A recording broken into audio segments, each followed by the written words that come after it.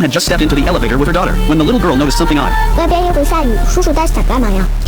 Once the elevator reached their floor, Mom quickly let her daughter out, but as she prepared to enter the door code, she spotted a strange man peering at them, so she shielded a keypad with her body and deliberately stood still, refusing to enter the code. Her daughter, however, thought Mom had forgotten it and quickly covered her daughter's mouth in fright. Fortunately, by the time she turned around, the elevator doors had closed. Still, she remained vigilant. Upon entering the apartment, she immediately changed the door code. Little did she know that this very action would save her daughter from danger. Shortly after returning home, she received a notice from property management to pick up a package at the security office. At first, the woman didn't think much of it and headed straight to the security office. But when she opened the package, she discovered it was an empty box. Before she could figure out what was happening, her daughter suddenly called from home, saying the pizza she'd ordered had arrived at the door, and asking if Mom should open it. Yet the woman clearly remembered ordering takeout just before leaving the house. How could it have arrived so quickly?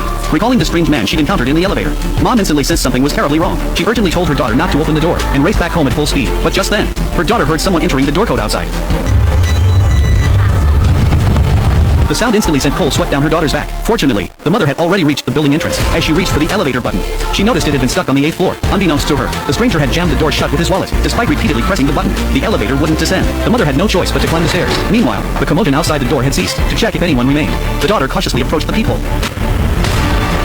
Fortunately, the mother had reached the 8th floor by then, opening the door to find her daughter still inside. The mother's heart finally settled, but just then, the stranger burst out of the stairwell. In a critical moment, she swiftly slammed the door shut and immediately dialed 911. Soon after, the woman's husband rushed home. The police arrived and reviewed the neighborhood surveillance footage with them. Preliminary investigation suggested someone might be deliberately targeting them for revenge, but since the assailant had worn a helmet throughout, their identity remained unconfirmed. This revelation sent a chill down the family's spine. Yet what terrified them even more was discovering upon returning home that their door had been marked with graffiti. Not only that, but also on the door of the opposite unit. Realizing something was terribly wrong, he rushed downstairs to check each door. Sure enough, every door in the entire building had been marked. Unbeknownst to them, these marks were how the perpetrator recorded how many people lived in each household. Just as a chill ran down his spine, his phone suddenly rang. It was his wife. She had been playing with their daughter in the complex, and in the brief moment she stopped to chat with a neighbor. The child vanished. She searched